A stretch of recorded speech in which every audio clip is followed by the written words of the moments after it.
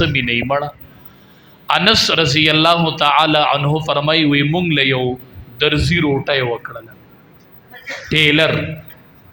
نبی کریم صلی الله علیه وسلم روټه لورغه. انس رضی الله تعالی عنہ فرمای زو ور سرم روټه لورالم چې ورالم نو نبی کریم صلی الله علیه وسلم نوړی راغسته د روټه نوړی او د کاسی کی شوروا کی دي سی غ نوړی ګرځي په اطرافو د کاسې کې نونی ګرځي. صحیح قتل یتتبع الدباء تتبع یتتبع تلاش کوي د کدو ټنګرا هغه سالن کې د کدو ټنګرا پرتاوا د کدو ټوټا وا امام الانبیاء په سړي سي نونی ګرځي د کدو هغه ټنګرا اوچتي. انس رضی الله تعالی عنہ فرمای چې ما ورته وکتل چې نبی علیہ السلام د کدو په ټنګره پسې نوړی ګرځي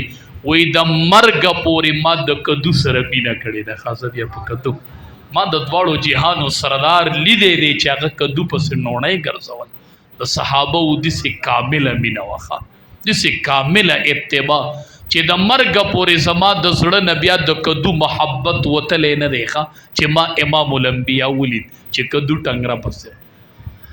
نبی کریم صلی الله علیه وسلم د بدر په موقع باندې صفونه سیده کول صحابه ولاړو یو صحابي پکې بهر ولاړ دی نبی علیہ السلام ولدي سي گزار ور کوي دندشه په دې خېټه ول گزار ور کوي دندشه هغه ورته د الله حبیب په خېټه دی گزار را کړی دی او گزار بدر کو. نبی علیہ السلام ورته وی ښا سمدستی امام الانبیاء لمنو چته کړله ویرا شمال گزار راکا.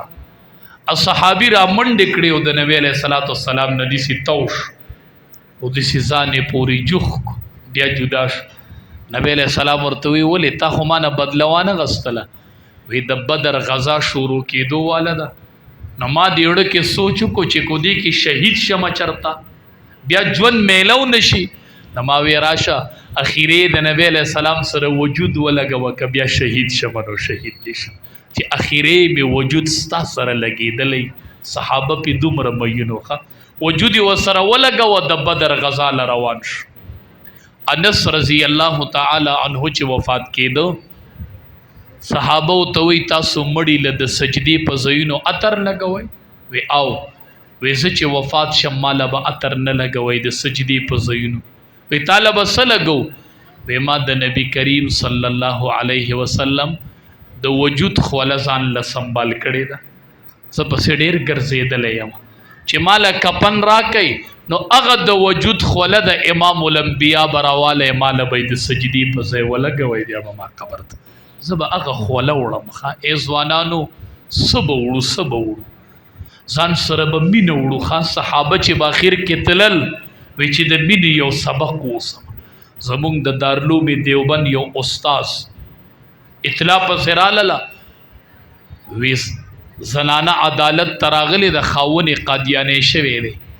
هغه زنانه وی چې ماله فتوا راکړي څه حکم دی نو ته وی زه ځمه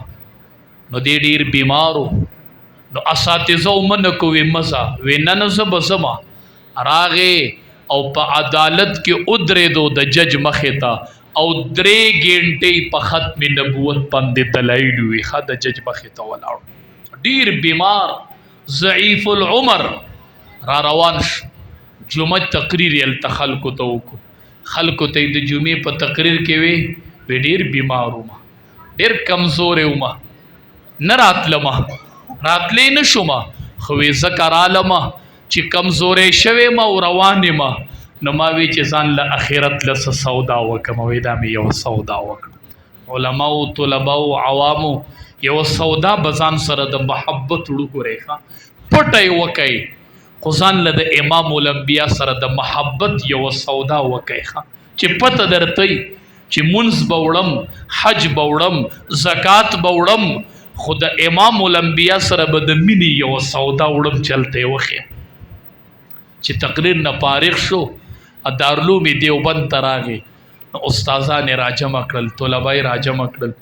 وی زه تاسو منع کولم او زه د هغې باوجود تللی وم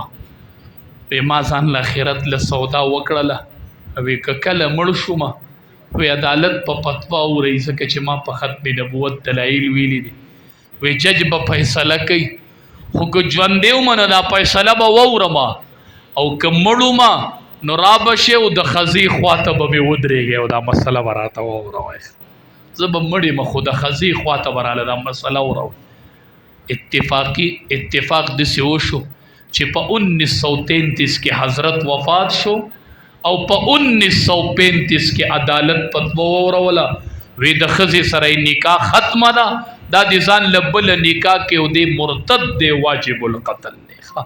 خو حضرت د دنیا نه تلی و نو شاګردانو ته وی د ښځې خواته به مې ودرېږئ زه به مړ یم او د قبر خواته به مې ولاړ یو به راته ووایي چې حضرت تا چې کوم جنگ لړو کړی و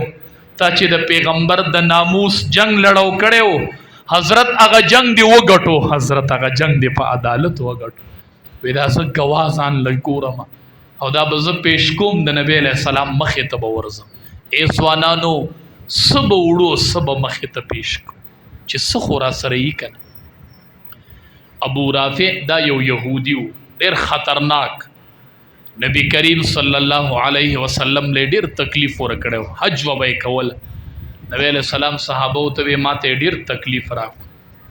ډېر تکلیف یې راکړو صحابي پاسې دوی سر یې دله رانه وړم ختم یې نه کړم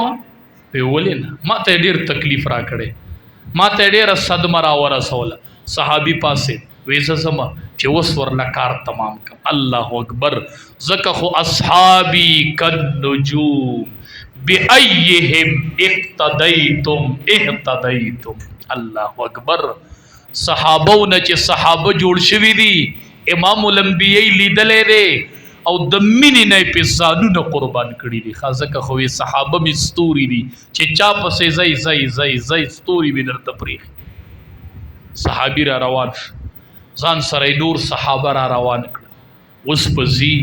یو لوی سردار به وجني دا ډېره لویه خبره ده دا به څنګه وجني اوس هغه ځای ته تنده کېده څنګه په ځان څادر ورچوه چې خلک مې ونه ویني چې اجنبي دی په قلاره